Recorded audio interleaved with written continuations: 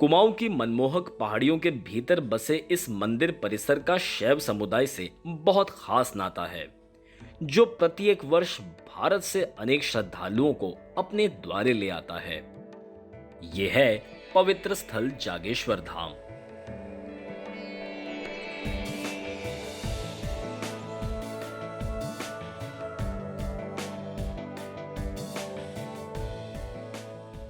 उत्तराखंड के अल्मोड़ा जिले में स्थित जागेश्वर धाम में करीब 125 मंदिर हैं।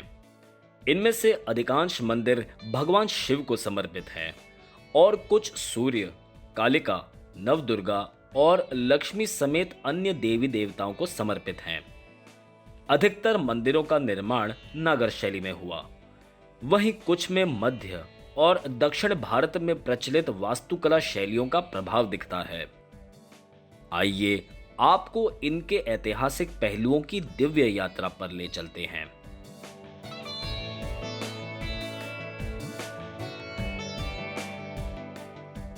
पहाड़ियों और दूर दराज इलाके में होने के कारण जागेश्वर धाम का आरंभ आज भी अज्ञात है।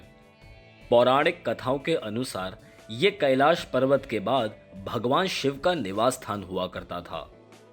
यहां मिले संस्कृत और ब्राह्मी भाषाओं में लिखे अभिलेखों से हमें यह पता चलता है कि इनके कुछ मंदिरों का निर्माण गुप्त के शासनकाल में हुआ था, जिनका आगे चलकर पुनर्निर्माण 7वीं और 14वीं शताब्दी के बीच किया गया था और फिर कई और मंदिरों का भी निर्माण हुआ। माना जाता है कि जागेश्वर धाम के मंदिरों की संख्या वर्तमान संख्या से अधिक थी।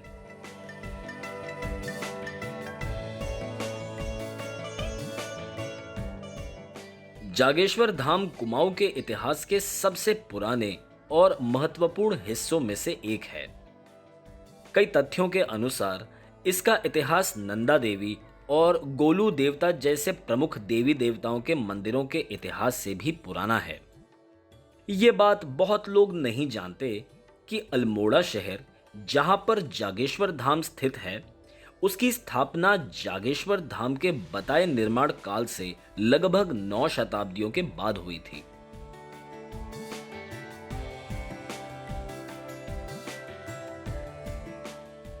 वादियों और घने जंगलों से घिरा जागेश्वर धाम उन चंद भारतीय मंदिरों में से एक है जिस पर कोई आक्रमण या लूटपाट की हरकत नहीं हुई। दिलचस्प बात यह है कि इसने कत्यूरी से लेकर चांद जैसे अनेक साम्राज्यों के राजकाल के दौरान कई मंदिरों का निर्माण और पुनर्निर्माण देखा। कई वर्षों तक यह चांद साम्राज्य के पहले शासकों की शमशान भूमि भी हुआ करती थी। अपनी धार्मिक महत्वता और कैलाश मानसरोवर के रास्ते में होने के कारण कई शताब्दियों तक यहां पर तीर्थ यात्रियों के आने का रिवाज होता था।